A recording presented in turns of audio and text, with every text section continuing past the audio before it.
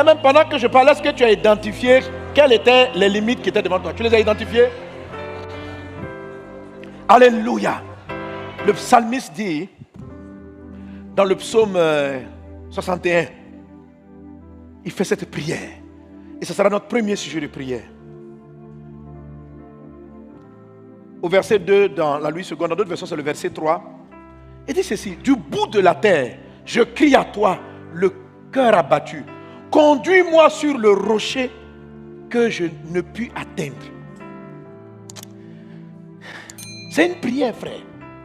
Et je vous assure, cette prière-là, je la fais souvent. Parce qu'il y a des moments, j'atteins un niveau. Là, comme ça, là, je sais que je suis à un level. Et je sens qu'il y a un autre level. Et je veux l'atteindre. Et je mets en place des stratégies. Et mes stratégies ne marchent pas. Et je regarde, je dis, mais je fais comment?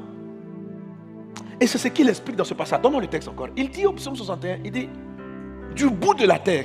Ça veut dire, j'ai utilisé toutes les méthodes que mes yeux peuvent connaître sur la terre. Du bout de la terre, ça veut dire que je suis arrivé à l'extrémité de tout ce que je peux comprendre. Du bout de la terre, je crie à toi, mais mon âme est abattue. Mon Dieu, conduis-moi sur le rocher que je ne puis atteindre. Le rocher, un rocher, c'est une zone de stabilité. Ça veut dire quelquefois peut-être qu'il touche un peu, puis il est à côté, puis il glisse. Il dit, c'est pas stable. Papa, faut me conduire. Parce que j'ai utilisé, on m'a donné tel conseil, j'ai fait ça. On m'a dit, je travaille, je vais commencer une boutique, je vais commencer un projet. Quand je commence à l'atteindre, ma main glisse. Je ne sais pas comment, ça fait plusieurs fois que je recommence. Des amis m'aident, on investit. Papa, conduis-moi sur ce rocher-là. Parce que je sens en mon âme que je dois passer ce level. Conduis-moi sur le rocher que je n'arrive pas à atteindre. Est-ce que c'est la prière de quelqu'un parmi nous? Est-ce qu'il y a quelqu'un qui sent qu'il a un rocher qu'il veut atteindre, qu'il n'arrive pas à atteindre? Alors tu vas te lever avec moi, on va prier.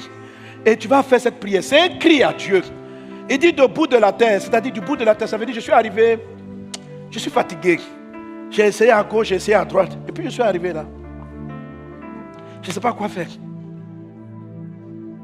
De ma posture, je crie à toi. Conduis-moi. Pourquoi il dit conduis-moi? Parce que lui, il a essayé de se conduire. Il a prié. Il ne sait pas comment. Il ne sait pas comment. Il y en a qui ne savent pas comment. Leur âge est en train de partir. Mais c'est quelle limitation? Dans leur famille, personne n'est marié. Aucun foyer n'est stable. C'est quelle limitation sur votre famille, ça? Papa, conduis-moi sur le rocher. Au moins que j'ai un couple, une famille stable dans la vie.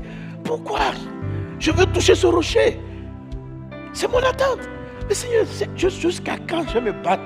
Ça fait 10 ans que je me bats pour payer un loyer. Pourquoi je ne peux plus avoir ce souci de loyer? C'est-à-dire que c'est un niveau, j'ai fini avec ça. Je commence à chercher un autre level. Mais toujours me battre. Est-ce que ce mois-là va finir? Comment ça va finir? C'est quelle affaire ça? Il y en a qui ont passé la limite de payer un loyer. Mais qui sont à la limite de... Je sais que je dois commencer un projet. Tout financement, tout projet dans lequel ils n'arrivent pas à atteindre, c'est-à-dire la capacité de construire leur maison, de devenir propriétaire, c'est une limite qu'ils n'arrivent pas à atteindre. Ils essayent mais ils n'arrivent pas. Ils commencent des projets mais ils ne vont pas à terme. Et même quand ils commencent, après ils perdent. S'il existe un rocher que tu veux atteindre, que tu n'arrives pas à atteindre, fais cette prière du psalmiste. Fais cette prière du psalmiste. Si c'est sur le plan spirituel, le plan de l'onction, le plan du ministère, le plan de l'impact, si tu as détecté qu'il y a une limite que tu n'arrives pas à franchir, élève la voix et prie. Et crie à Dieu, papa, conduis-moi sur le rocher que je n'arrive pas à atteindre. Gloire à Dieu. Ce rocher, tu vas l'atteindre. L'Esprit du Seigneur m'a conduit dans ce thème à cause de toi. Afin que tu puisses le toucher. Afin que tu puisses l'atteindre. Alléluia. Le point que je vais aborder, ce sont les limitations créées par le malin. Mais il y a des limitations que Dieu m'a données. Il faut savoir ça. Alléluia. Mais même les limitations de Dieu, il y a certaines conditions où on arrive à les passer. Il y a Dieu qui donne des limites. Amen. Mais les limites de Dieu ne sont pas totales, absolues. Dans certains cas, dans certaines conditions, on peut les passés. Par exemple, vous savez que chacun a un temps de vie imparti sur la terre. Dieu donne une limitation. Il dit, toi, tu vas venir sur la terre, tu vas vivre 45 ans. Tu vas vivre 30 ans. Dans 30 ans, tu dois réaliser certaines choses. Dans 70 ans, tu dois réaliser certaines choses. Il y en a qui ont... Ce n'est pas lié à la justice, parce qu'il y a des gens très justes qui partent très vite. Jésus est parti à 33 ans. Certains grands rois marchant avec Dieu sont partis très jeunes. Des gens sont partis, des méchants même sont restés jusqu'à 120 ans. C'est quelque chose qui dépend de Dieu. Ça, c'est une limite. Amen. Il dit dans le psaume 139, quand je n'étais qu'une masse informe, tes yeux me voyaient. 139, 16. Et sur ton livre était tout inscrit les jours qui m'étaient destinés. Les jours qui m'étaient destinés avant qu'aucun d'eux n'existe. C'est pourquoi le psalmiste peut prier ainsi dans le psaume 90. Enseigne-nous à compter nos jours, afin que nous appliquions nos cœurs à la sagesse. Alors, même les limites que Dieu te donne, tu peux les dépasser. Le Seigneur dit par exemple, honore ton père et ta mère, afin que tes jours se prolongent. Amen. Il ne dit pas que tu accomplisses tes jours, il dit que tu ailles au-delà. Prolonger, c'est, il y a une limite et puis tu vas au-dessus. Donc, le désir de Dieu, c'est que si tu avais donné 45 ans, que tu fasses des choses qui l'amènent à dire, bon, j'ajoute. Que Dieu ajoute à la longueur de ta vie dans le nom de Jésus. Que Dieu ajoute à la longueur de ta vie dans le nom de Jésus. Mais je vais arriver à ce point-là où je vais bénir vos vies et je vais vous expliquer plus tard. Enfin, là, ça n'a rien à voir avec ce que je vais traiter maintenant.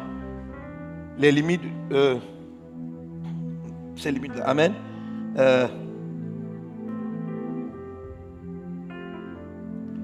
Il dit, je sais un bon passage que j'avais. Le psaume 61, verset 7. Ajoute les jours au roi, que ces années se prolongent à jamais. Ajoute les jours. Le psaume 61, verset 7. Amen. Dans la version du semeur, je crois. Ajoute les jours du roi. Que Dieu ajoute. Mais quand Dieu va ajouter, il ne faut pas que ce soit vite. Là, il y a ce qu'on appelle remplir ses jours. C'est-à-dire parce qu'on ne complète pas. Dieu ne complète pas pour compléter. C'est-à-dire tu es là et puis on complète seulement. On dit tu vis, mais ta présence est égale à ton absence. Dans le livre d'Exode, chapitre 23, verset 26, il dit ceci. Il n'y aura dans ton pays ni femme qui avorte, ni femme stérile. Je remplirai, Exode 23, verset 26, le nombre de tes jours. Ce n'est pas, je vais prolonger. Je vais faire que chaque jour que tu vis soit pleine. Elle atteigne son but. La vie n'est pas vide. Que Dieu prolonge tes jours, mais qu'il t'accorde des jours pleins, des jours remplis, des jours qui ne sont pas stériles, des jours qui portent leurs fruits, qu'il ajoute des années d'utilité. Et Dieu aime prolonger souvent pour des personnes, c'est-à-dire que quand tu réalises que tu as fait des erreurs et que le dévoreur a dévoré 10 ans en train de faire n'importe quoi, souvent quand tu viens à Christ et que tu fais les choses que j'expliquerai quand je parlerai de passer ces genres de limites-là, Dieu augmente. Il dit, toi je vais augmenter tes jours parce que là, tu as perdu 20 ans à tourner en rond parce qu'il y a des informations que tu n'avais pas. Maintenant que tu m'as connu, maintenant que tu m'as rencontré, je rachète. C'est pourquoi c'est ce qu'on a traité la dernière fois. Il dit, les années qu'ont dévoré la sauterelle, je vais les remplacer. Que Dieu remplace les années qui ont été dévorées dans ta vie et que tu passes la limite de tes jours au nom de Jésus-Christ. Alléluia. Gloire à Dieu. Amen. Gloire à Dieu. Amen. Maintenant, il y a d'autres limitations qui ne viennent pas de Dieu, qui sont créées par Satan. Elles sont engendrées par des ponéros. Quand vous faites la prière pour dire à Dieu, garde-moi du malin. Ou non pas garde-moi, délivre-moi du malin. La prière ne dit pas garde-moi. Tu vois comment Jésus a dit de prier? Il dit quand vous priez, dit notre Père qui est aux cieux, que ton nom soit sanctifié. Et quand il arrive à cet épisode, il demande une délivrance. Mais qui demande une délivrance? Le Fils. Parce que la prière commence. Il dit quand vous priez, appelez Dieu votre papa. Dit notre Père. Ça veut dire que c'est une prière de quelqu'un qui est né de Dieu. Maintenant, quelqu'un qui est né de Dieu, il arrive vers la fin de la prière et puis il dit qu'il y a quelque chose qui est dans sa vie. Parce qu'il y a une différence entre garde-moi du malin. Garde-moi, ça veut dire le malin n'est pas dans ma vie, mais tu me protèges. Mais ici, il dit, il y a quelque chose qui est en moi, qui est une sémence du malin. Je te supplie, délivre-moi. Les poneros, Dieu doit vous garder des poneros, mais Dieu doit vous délivrer. C'est-à-dire une délivrance même. Parce que tant que cette semence-là est en toi, elle peut te faire perdre tout ce que Dieu te donne. Si je n'aborde pas ce sujet, vous savez, je suis en train de parler d'une année de débordement. Mais quand la faveur va arriver, toi-même inconsciemment, tu vas la rejeter. Parce qu'il y a une pensée, un poney rose dans ta tête qui empêche la progression. Et on va arriver là-dessus. Alléluia. Et on va prier pour détecter. Mais avant d'arriver sur le poney rose, pour te faire comprendre ce genre de limitation, on va faire la prière de Jabez. Et je vais arriver, sûrement le dimanche prochain, à vous parler de ce que j'appelle la clé de Bethel. Est-ce qu'on est ensemble? Est-ce qu'on est ensemble? Amen. Quelqu'un donne un bon amen. Amen. Alléluia. Alors, Jésus dit, délivre-nous du malin. C'est dans la prière que tu dois passer tes limitations. Et il y a un homme qui a passé des limites. Dieu nous dit que lui, il a passé ses limites. Et je voudrais qu'on étudie un peu sa prière. Ce qu'il dit à l'intérieur nous révèle les clés lorsqu'on est des croyants qui avons des frontières, des limitations qu'on n'arrive pas à passer.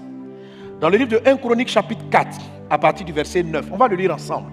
Il est dit, 1, 2, 3, Jabez était plus considéré que ses frères. Sa mère lui donna le nom de Jabez en disant, c'est parce que je l'ai enfanté avec douleur. On continue. Jabez invoqua le Dieu d'Israël en disant, si tu me bénis et que tu étendes mes limites. Amen. Arrête-toi là. Donc Jabez a prié parce qu'il voyait que sa vie était limitée. Il dit, Dieu, bénis-moi et étends mes frontières. Là où je n'arrivais pas à passer, ce que je n'arrivais pas à faire, là où j'étais limité, limitation spirituelle, limitation financière, limitation, il ne dit pas ma limite, mes limites. Il en avait beaucoup. Dans beaucoup de secteurs, il se sentait handicapé, limité, incapable d'aller plus loin. Et il parle à son Père. Il dit, Dieu, si tu me bénis, notez bien le conditionnel, le si là, la condition. Si tu me bénis et que tu étendes mes limites, ça veut dire encore que tu peux être béni sans que tes limites soient étendues. Tu peux être béni dans la limitation. Tu peux être béni étant limité aussi, mais tu es béni, mais... Non, que Dieu étende tes limites au nom de Jésus.